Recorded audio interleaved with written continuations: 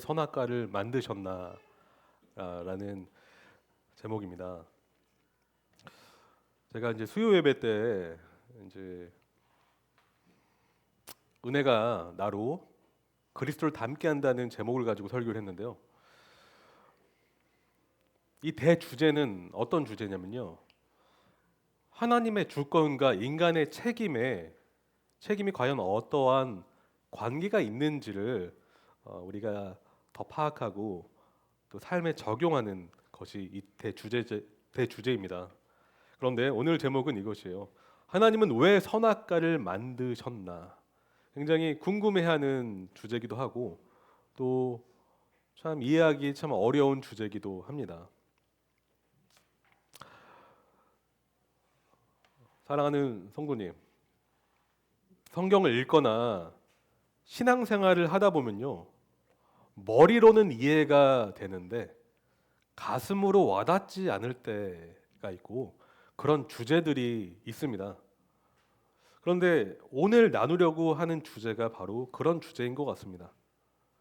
아마도 여기 계신 분들 중에 한 번쯤은 하나님의 주권과 인간의 자유 의지에 대한 이 뭔가 조화가 되는 듯 안 되는 듯한 이 문제를 놓고 씨름해 보신 분들이 계실 거라고 생각을 합니다. 한 번쯤은 이러한 질문을 해보신 적이 있지 않으십니까? 하나님이 주권적으로 다 정해 놓으셨다면 내가 굳이 열심히 살 필요가 있을까? 하나님이 이미 모두 다 아신다면 내가 주님께 기도할 필요가 있을까? 하나님의 뜻이 어차피 성취될 것이라면 내가 열심히 수고하여 노력할 필요가 있을까? 어차피 하나님이 이루실 것인데 라는 질문들 말입니다. 저 또한 목회자이기 이전에 한 사람의 신앙인으로서요, 이 질문을 해본 적이 있었고 이 문제를 놓고 씨름하며 그렇게 시간을 보낸 적이 있었습니다. 제 머리로는 하나님의 주권과 인간의 자유의지라는 이 두 진리를 온전히 조화시킬 수 없었기 때문입니다. 하나님의 주권을 붙잡으면 인간의 자유의지를 등한시만 여길 것 같고 인간의 자유의지를 꽉 붙잡으면 하나님의 주권을 놓아버릴 것만 같은 이러한 두려움이 엄습할 때가 있었기 때문입니다. 제 신학교 은사님께서 해주신 말씀을 떠올리는데요. 그분은 이 모순되어 보이는 두 가지 진리를 억지로 조화시키려고 하지 말아라. 그냥 그 둘을 있는 그대로 받아들여라. 가슴으로 받아들여라 라고 말이죠. 저는 오늘 이 신비한 주제를 설교하려고 하는데요. 여러분, 오늘날 안타깝게도 권위라는 단어는 인기를 잃어가고 있습니다. 권위. 요즘 젊은 세대에게 권위를 어떻게 생각하는지 물어보면 긍정보다는 부정적인 답변을 많이 할 것입니다. 이러한 현상은 어쩌면 우리가 배워온 어떤 역사 혹은 직접 경험한 일들 때문인지 모르겠습니다. 세상에 존재해왔던 앞으로 존재할 그런 나쁜 권력자, 착취하고 억압하는 독재자가 권위를 부정적으로 인식하게 만든 게 아닌가 싶기도 합니다. 안타깝게도 과거에 우리 사회의 문화였던 가부장적인 시스템이 또한 일조한 게 아닌가 싶습니다. 우리가 경험한 권위는 종종, 항상은 아니지만 종종 섬김보다는 군림하려는 그런 권위자가 꽤 있었기 때문입니다. 그래서 우리도 모르게 권위를 부정적으로 인식하고요. 더 나아가서는 권위를 권위주의와 동일시하기도 합니다.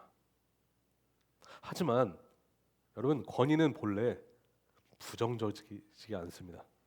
원래 권위는요, 성경은 권위를 존귀한 것이라고 말합니다. 왜입니까?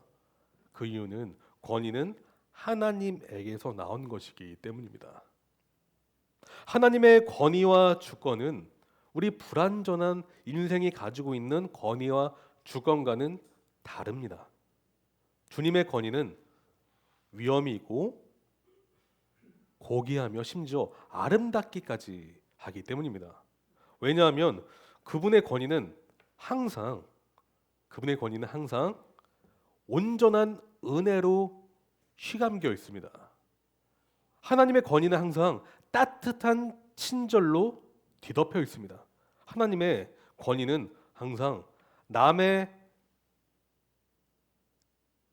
덕을 세우는 사랑으로 항상 함께하기 때문입니다. 여러분, 창조의 역사 속으로 같이 한번 들어가 볼까요? 창조는 하나님께서 본인의 권세를 얼마나 아름답게 그리고 인격적으로 사용하시는지를 우리에게 잘 말해주는 아주 중요한 예시라고 말할 수가 있는데, 하나님은 아담을 주권적으로 창조하셨습니다. 다시 한번 말씀드릴게요. 하나님은 아담을 주권적으로 창조하셨습니다. 하지만 그를 만드신 후에 아무것도 없는 황무지로 아담을 보내시지 않으셨어요. 아담을 만드시기 전에 하나님은 어떤 일을 하셨습니까? 여러분, 그가 기쁨 가운데, 평안 가운데, 안전 가운데, 안락 가운데 살 수 있도록 환경을 미리 조성해 놓으셨어요. 그가 그렇게 살 수 있도록 말입니다. 그곳은 바로 에덴 동산이에요. 여러분, 에덴 동산이라는 것은 하나님이 우리 사람을 얼마나 사랑하신지를 알려주는 그런 상징과도 같습니다. 창세기 2장 8절을 보시면 주 하나님이 동쪽에 있는 에덴의 동산을 일구시고라고 하고 있어요. 일구신다. 마치 농부가 땅을 경작하고 일구듯이, 씨앗을 뿌리고 때에 맞춰 물을 주고 수확을 하듯이, 마치 신랑이요 신부를 데려오기 위해서 집을 마련하고 집을 아름답게 꾸며서 신부와 결혼하려고 그렇게 준비하듯이, 하나님은 아담을 창조하셨을 뿐만 아니라 아담을 위해서 그 환경을 스스로 조성해 놓으셨다는 것입니다. 이를 통해서 알 수 있는 것은 하나님은 사람을 매우 존귀하게 여기십니다. 다시 말해, 하나님은 저와 여러분을 가장 귀하게 여기십니다. 그것이 하나님의 마음이에요. 이뿐만이 아닙니다. 하나님은 탐스럽고 가장 먹음직스러운 갖가지 채소와 과일을 손수 심으셨어요. 자녀에게 가장 영양가 있는 채소를 먹이기 위해 텃밭을 직접 일구는 아버지와 같이 그 자녀에게 이것을 주면 우리 자녀가 너무 잘 성장할 텐데, 너무 기쁘게 이 음식을 먹을 텐데 라는 그 아버지의 마음처럼 그렇게 하셨다는 것입니다. 뿐만 아니라 아담이 영원토록 당신과 교제하게 하시기 위해 동산 중앙에 무엇을 놓으신 줄 아십니까? 생명나무를 놓으셨어요. 그 생명나무의 실과를 먹으면 아담은 평생 영생할 수 있는 존재로 하나님은 그 환경을 조성해 놓으셨다는 것이요. 무엇을 위해서요? 하나님과 영원토록 교제하게 하시기 위해 말입니다. 여러분, 이것을 통해서 알 수 있는 것은 하나님은 자기 주권을 아담의 복지를 위해, 아담의 그 복지를 위해 사용하셨다는 것입니다. 저는 아이를 키우면서 왜 하나님이 부모인 나에게 권위를 주셨을까 질문을 할 때가 있습니다. 권위. 이 권위를 가지고 저는 그릇되게 사용할 때가 있습니다. 우리 아이의 유익이 아니라 제 편의를 위해 사용할 때가 있다는 것이에요. 그런데 저는 하나님의 말씀을 묵상하고 또 설교를 준비하면서 다시 깨닫습니다. 정말 그리고 저한테 질문을 해요. 나는 하나님의 이 자세, 이 모습처럼 권위를 아름답게 사용하고 있나? 우리 아이의 덕을 위해 정말 그 아이를 잘 성장시키기 위해서 권위를 사용하고 있나라고 말이죠. 이것은 우리 영적 리더십에게 적용되는 원리이기도 합니다. 특히 또한 목사인 저에게 적용되는 메시지예요. 하나님은 리더십에게 권위를 주셨어요. 근데 왜인 줄 아십니까? 공동체가 아름답게 서게 하기 위해서 권위를 주셨어요. 그 권위를 마음대로 부리라고 주신 게 아니라 내가 더 낮아지고 그리스도 예수의 그 권위 사용을 본받아서 공동체를 더 일으켜 세우기 위해서 그렇게 하라고 주신 그 권위 말입니다. 하나님의 권위가요, 사랑에 충만한 이유를 한 가지 더 말씀드리기를 원합니다. 하나님은 아담에게 선택의 자유를 주셨습니다. 선택의 자유를 주셨습니다. 왜냐하면 여러분, 참된 사랑이라는 것은 자유로운 선택권이 허락되어야만 성립되는 것이기 때문입니다. 여러분, 인격적인 권위자일수록 상대방에게 강압적으로 맹목적인 복종을 요구하지 않습니다. 하나님은요, 아담을 한 번도 그렇게 대하신 적이 없으세요. 이것이 놀라운 사실이에요. 우리는 순종과 복종을 이야기할 때 우리도 모르게 맹목적이고 그냥 무조건적인 그러한 복종과 순종을 생각할 때가 있지만 하나님은 아담을 그렇게 대하지 아니하셨다는 것입니다. 여러분, 자유의지라는 것은요, 순종할 수 있는 자유뿐만 아니라 거절할 수 있는 자유 모두를 말하고 있습니다. 그것이 자유의지예요. 여러분, 만약 아담에게 순종의 선택권만 주어졌더라면 오직 한 방향으로만 그렇게 살도록 운명론적으로 그렇게 결정론적인 것처럼 그렇게 만들어졌다면 아담은 결코 자발적인 사랑을 알지 못했을 것입니다. 여러분, 그에게 거절할 수 있는 자유가 있었기 때문에 하나님을 자발적으로 사랑할 수 있었고요, 그분 뜻에 순종할 수 있는 기쁨을 누릴 수 있었던 것입니다. 이것이 바로 자유의지입니다. 여러분, 선악을 알게 하는 나무, 오늘 제목에 나와 있는 것처럼 나무, 이 선악, 일명 우리가 선악과라고 하죠. 예를 들어보겠는데요, 아담은 이 선악과를 먹지 않을, 즉 거절할 수 있는 자유도 있었고 그것을 먹을 수 있는, 즉 선택할 수 있는 자유도 있었어요. 그래서 어떤 사람들은 왜 하나님 굳이 만드셨습니까? 왜 선악과를 만드셔서 이 사단을 나게 하셨습니까? 라고 질문할지 모르겠습니다. 창세기 2장 17절, 그러나 선과 악을 알게 하는 나무의 열매만은 먹어서는 안 된다. 그것을 먹는 날에는 너는 반드시 죽는다. 주님, 선악과를 만들지 않으셨으면 이런 명령도 하지 않으셔도 되지 않았습니까? 라고 질문할지 모르겠습니다. 또한 혹은 하나님을 오해해서 이 선악과는 사람을 통제하고 억압하려는 목적으로 만드신 것이다 라고 해석하기도 합니다. 하지만 여러분, 그것은 사실이 아닙니다. 우리는 먼저 하나님이 누구이신지, 하나님이 어떠한 속성을 가지고 계신지를 생각하고 그분을 신뢰하는 그런 가운데 이 선악과를 잘 이해를 해야 돼요. 여러분, 선악과는요, 오히려 반대로 너무나 놀랍게도 하나님이 우리를 인격적으로 대우하신다라는 증표와도 같습니다. 너무나 놀랍게도 말이죠. 왜 그럴까요?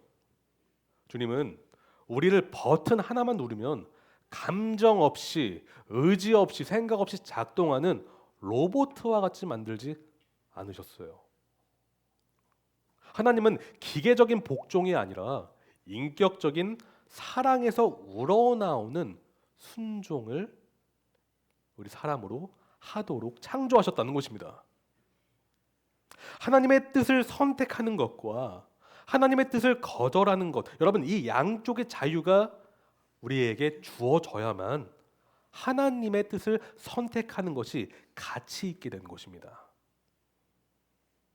만약 하나님이 버튼만 띵 누르면 그대로 작동하는 로봇과 같이 우리를 만드셨다면요, 또한 우리를 그렇게 대하신다면 하나님은 절대 사랑의 주권자라 불릴 수가 없다라는 것이죠.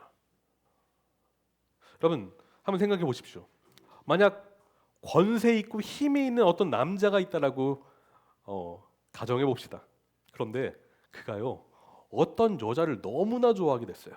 너무나 좋아해요. 힘도 있고 돈도 있고 권세도 있고 다 있어요. 근데 어떤 여자를 너무 좋아해요. 근데 그 여자에게 프로포즈를 하는데 자신의 생각과 마음을 알리고 정말 친절하고 은혜롭고 따뜻하게 하는 것이 아니라, 당신 나랑 결혼하면 당신은 내 힘으로 당신을 파괴할 거야 라고 압박하고 억압하며 결혼을 쟁취를 한다면, 결혼을 하게 된다면, 여러분, 이것이 과연 인격적인 사랑이라고 말할 수 있을까요? 그럴 수 없다라는 것입니다. 여러분, 그가 발휘한 주권적인 힘은 결코 참된 사랑에서 나오는 힘이 아니라는 것이죠. 하나님은 이 선악과를 통해서 아담을 인격적으로 존중하시고 그 흙으로 만든 그 피조물을 귀하게 여기시며 사랑하신다라는 것을 알려주셨다는 것입니다. 선악과를 통해서 말이죠. 아담으로 하여금 자발적으로 사랑하고 순종하는 법을 배우게 하셨습니다. 여러분, 그러므로 여러분이 가지고 있는, 제가 가지고 있는, 우리가 가지고 있는 자유의지 있지 않습니까? 여러분, 이 자유의지 때문에 우리가 하나님을 진심으로 사랑할 수 있는 것입니다. 우리가 주님을 인격적으로, 자발적으로, 능동적으로 사랑할 수가 있는 것입니다. 우리가 자유의지가 있기 때문에 이 예배당에 와서 하나님을 예배할 수 있는 것입니다. 이 자유의지가 없다면 우리의 예배는 사랑에서 우러나오는 예배가 아니기 때문에 하나님과 교제가 불가능한 예배라고 말할 수가 있는 것이에요. 하지만 하나님이 여러분에게 자유의지를 주심으로 인해서 그 뜨겁고 온전하고 정말 은혜가 풍성한 예배가 될 수 있는 것입니다. 여러분, 그런데 하지만 아담은 결국 어떤 선택을 했나요? 결국 아담은 어떤 길을 가게 됐습니까? 하나님이 주신 자유를 그릇된 방법으로 사용했습니다. 선악과를 결국 베어 물어 버렸습니다. 여러분, 선악과는 또한 이러한 사실을 우리에게 말해주는데, 우리의 자유의지는 모든 것을 할 수 있는 의지가 아니라는 것을 말해주고 있어요. 그것은 태초부터 아담을 창조했을 때부터 하나님께서 정하신 법칙입니다. 우리의 자유의지가 모든 것을 할 수 있는 의지가 아니다. 여러분, 하나님이 정하신 도덕적인 기준에 제한을 받는 것이 우리의 자유의지라는 것입니다. 그러므로 선악과는요, 우리의 선택에는 책임이 뒤따른다라는 것을 말해주고 있습니다. 우리는 하나님의 형상으로 지음받았을 때 도덕적인 존재로 지음받았어요. 우리가 하는 선택에 대해서 도덕적인 책임을 지는 존재로 지음받았다라는 것입니다. 그렇기 때문에 우리가 인격적인 존재라는 것이에요. 그런데 그 선악과는 우리 선택의 결과에 책임이 뒤따른다는 것을 알려주는데, 또한 이것을 우리에게 말해줘요. 우리는 조물주가 아니라 피조물이다라는 사실을 말이죠. 우리는 하나님의 권위 아래에 있는 존재라는 사실을 말입니다. 그러므로 하나님은 선악과를 통해서 아담에게 이러한 말씀을 하시려는 듯 보이는데요. 아담아, 나의 사랑하는 자녀야. 내가 허락한 모든 것을 먹고 마시며 누리도록 하여라. 하지만 이 사실을 기억해다오. 내가 너를 지은 창조주이다. 내가 너의 보호자이며 너의 주권자이며 내가 너의 목자이다. 너에게 명령한 모든 것들은 너를 진심으로 사랑하기 때문에 한 것이다. 부디 그러한 나를 신뢰해다오. 부디 나의 말을 신뢰해다오. 너를 향한 나의 사랑을 깊이 깨닫기를 바란다. 나를 향한 사랑을 순종으로 표현해다오 라고 말입니다.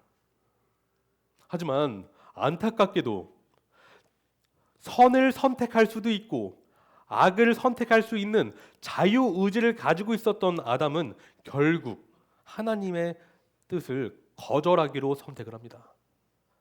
여호와의 날개 그 그늘 아래 있기를 거부했다라는 것입니다. 자유의지를 하나님의 영광이 아니라 자기 영광을 위해 사용하기로 마음먹습니다. 결국 하나님에게서 등을 돌려버린 아담은 최초로 죄를 지은 인류가 되었고 모든 죄인의 대표자가 되었습니다. 여러분, 아담의 이러한 선택은 매우 슬픈 비극을 초래했는데, 여러분, 그는 과거에 죄를 짓기 전에, 죄가 이 세상에 들어오기 전에 하나님이 선물로 주신 아내 하알을 보고 어떠한 고백을 했는지 기억나십니까? 아, 내 뼈 중에 뼈요, 살 중에 살이로구나. 이게 무슨 뜻인지 아십니까? 너는 내 일부이자 내 전부다. 오직 나와 온전한 연합을 맺을 수 있는 존재는 너뿐이로구나 라는 고백이에요. 그런데 그토록 아내를 사랑하며 감동하며 감탄했던 아담은 이제 다른 사람이 되어버렸어요. 창세기 3장 12절을 보시면 제가 읽겠습니다. 그 남자는 핑계를 대었다. 하나님께서 저와 함께 살라고 짝지어 주신 여자, 그 여자가 그 나무의 열매를 저에게 주기에 제가 그것을 먹었습니다. 지금 뼈 중에 뼈요 살 중에 살이로구나 고백했던 아담이 저 여자 때문에 제가 지금 이 모양 이 꼴이 되었습니다 라고 말하는 것이에요. 아내를 탓하고 아내를 비난하며 책임을 누구에게 전가하고 있는 것입니까? 아내에게 전가하고 있는 것입니다.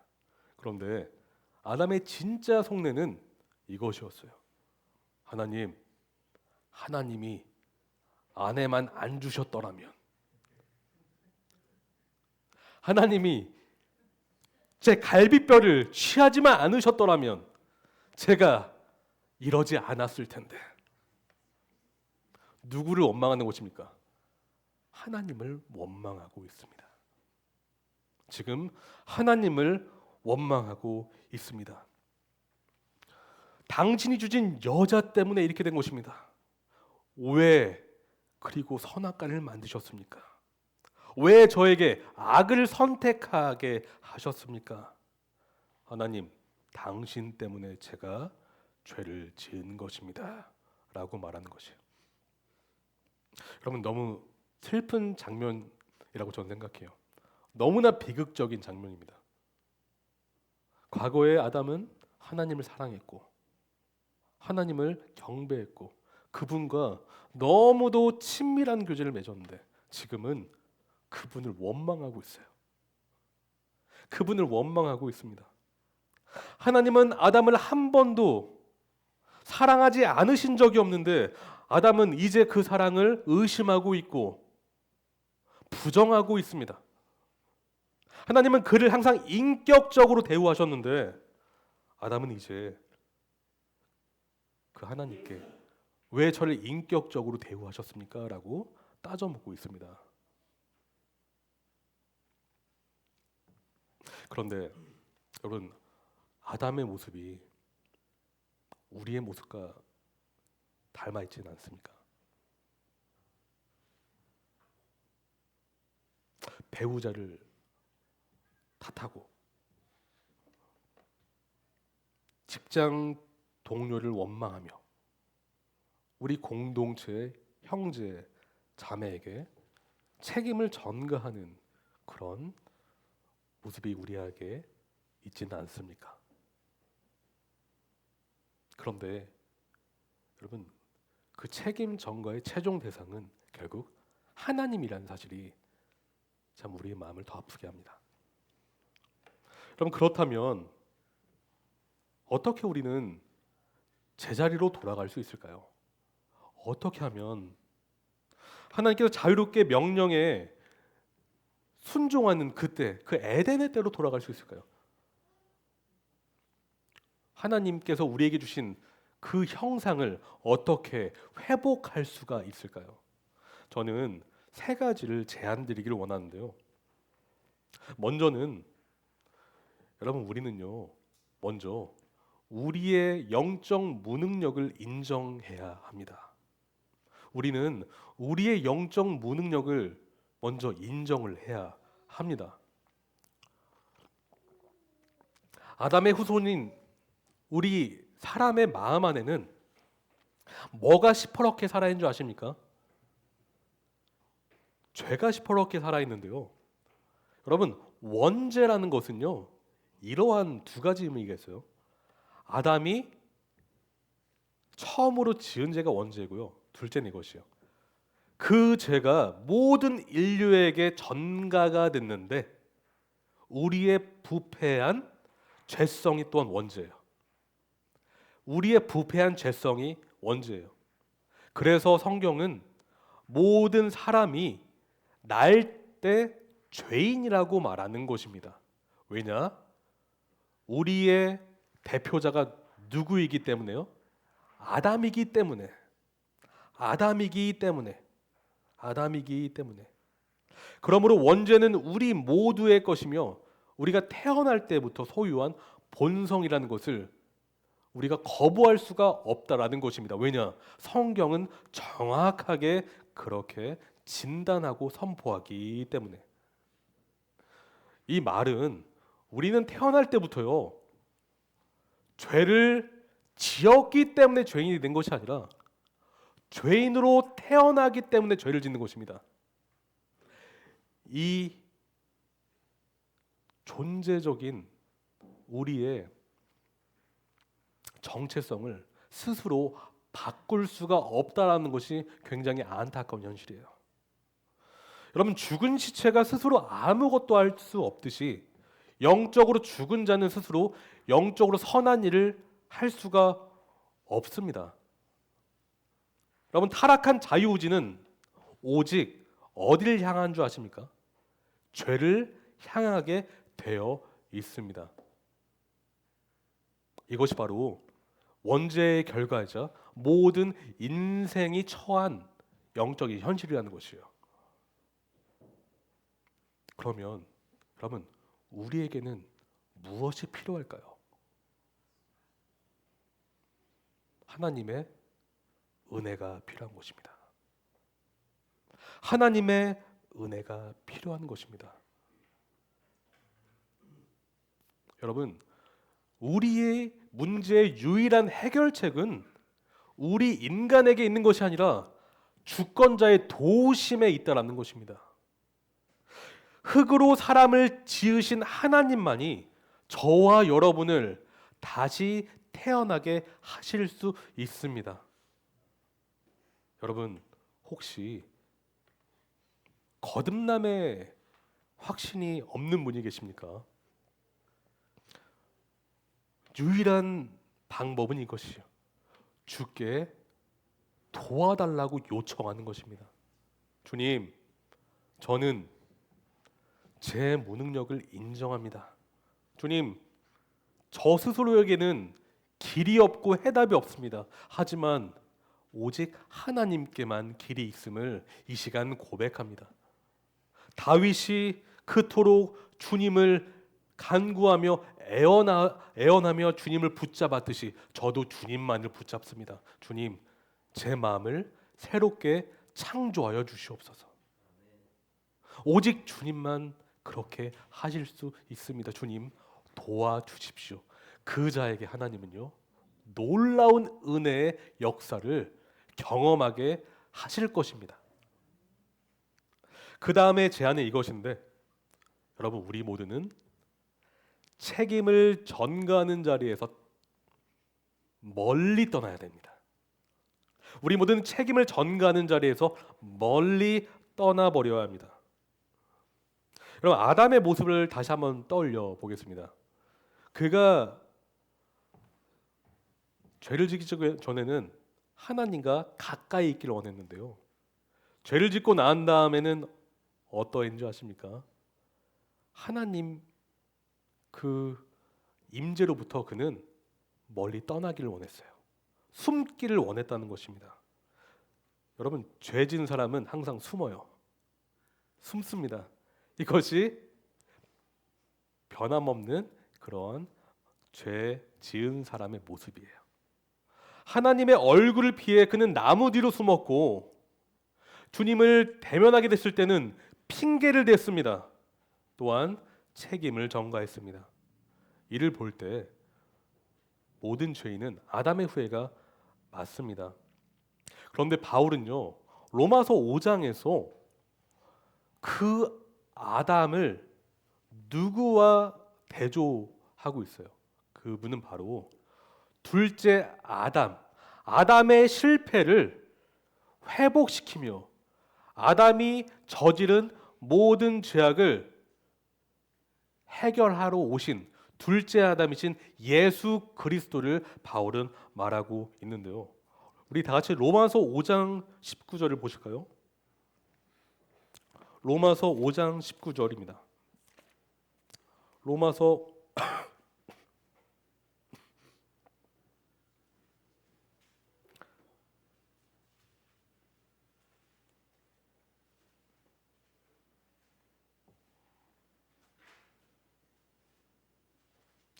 5장 19절 같이 한번 읽어보겠습니다. 한 사람이 순종하지 않음으로 말미암아 많은 사람이 죄인으로 판정을 받았는데, 이제는 한 사람이 순종함으로 말미암아 많은 사람이 의인으로 판정을 받을 것입니다. 너무나 은혜로운 말씀이 아닌가요? 여러분, 아담은 순종하기를 거부했습니다. 그런데 둘째 아담으로 오신 예수님은 다른 길을 걸으셨어요. 아버지의 부르심 앞에서 뒷걸음질 치지 않으셨습니다.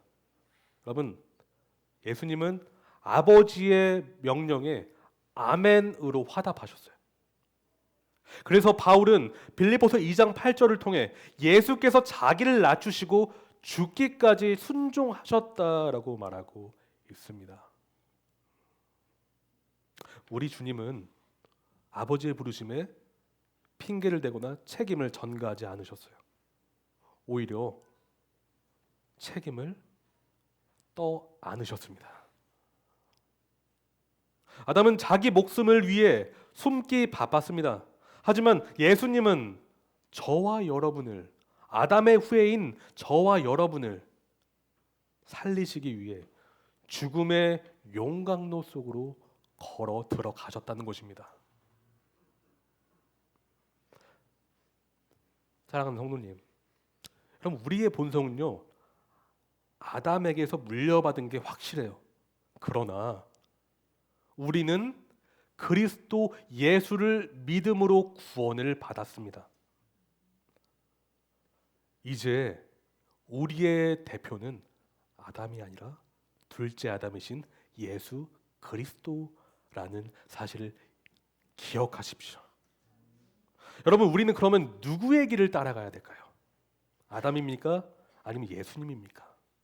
우리는 예수님의 길을 따라가야 됩니다. 여러분, 십자가의 길이라는 것은 어떨 때는 억울할 때가 있습니다. 내 책임이 아닌데도 불구하고 누군가가 나를 모함할 때도 있어요. 그런데 여러분, 예수님을 보십시오. 죄인이 아니셨음에도 죄인처럼 취급받으셨습니다. 죄를 지으신 적이 없으심에도 모든 죄를 홀로 짊어지셨습니다. 여러분, 그 이유를 하나 대라고 한다면 저와 여러분을 변화시키시기 위해서 그렇게 하셨습니다. 여러분, 우리는 변화되어야 합니다. 스스로가 아니라 그리스도 예수 안에 있으면 우리는 변화될 수가 있습니다. 우리가 그리스도 예수를 따라 살 때 우리의 가정, 우리의 교회 공동체, 여러분이 속한 직장, 모든 관계가 아름답게 변화가 되실 것입니다. 마지막으로 제가 드리는 권면은 이것인데요. 그리스도 안에 있는 자들은요, 덕을 세우는데 우리 자유의지를 사용해야 됩니다. 덕을 세우는데 우리 자유의지를 사용해야 합니다. 여러분, 성령님이 우리 안에 거하신다면 우리는 이제 자유의지를요, 선하게 사용할 수가 있어요. 우리의 안에 계시는 성령께서는 이제 우리에게 지혜와 능력을 부어주셔서 이제 선을 선택할 수 있는 능력을 주신다는 것입니다. 다시 말해, 남의 덕을 세우는데 우리의 의지를 사용할 수 있다는 것이요. 여러분, 덕을 세운다는 것은 이것입니다. 덕을 세운다는 것은요, 집을 건설한다라는 의미가 있어요. 무너뜨리는 것이 아니라 일으켜 세운다, 건설한다. 바울은 고린도전서 10장 23절에 모든 것이 가나 모든 것이 유익한 것은 아니요 모든 것이 가나 모든 것이 덕을 세우는 것은 아니니 누구든지 자기의 유익을 구하지 말고 남의 유익을 구하라. 여러분, 뭐라고 하고 있죠? 누구든지 자기의 유익을 구하지 말고 어떻게 하라고요? 남의 유익을 구하라. 우리의 자유의지는 상대방의 덕을 세우는 데 사용되어야 될 줄로 믿습니다. 그러므로 여러분, 상대방, 남편이 될 수도 있고 아내가 될 수도 있고 친구가 될 수도 있고 우리 부모님이 될 수도 있고 형제 자매가 될 수도 있는데 상대방을 세워주는 말 한번 해보십시오. 물론 잘하고 계실 텐데 이렇게 말이죠. 당신이 있어서 너무 감사합니다. 당신 때문에 제가 이렇게 은혜롭게 살 수 있습니다. 당신의 섬김이 있기 때문에 제 신앙생활이 너무너무 기쁩니다.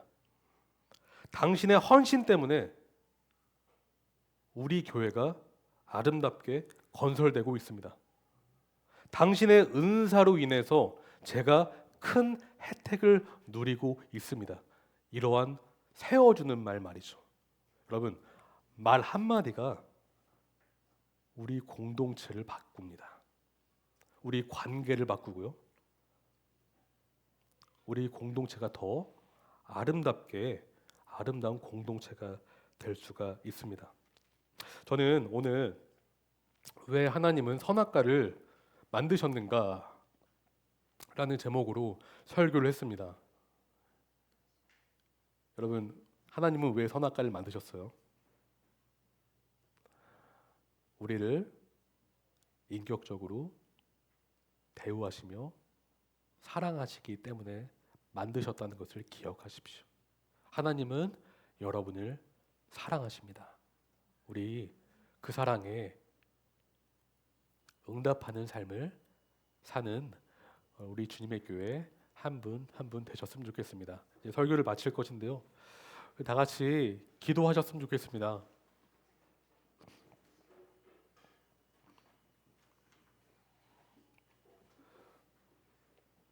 우리를 인격적으로 대하시는 그 하나님을, 그 사랑을, 그 감사를 더 깊이 알고 삶으로 순종하는 삶을 살게 해달라고 그렇게 오늘 기도하는 시간을 짧게 갖고 찬양하도록 하겠습니다. 기도하시겠습니다.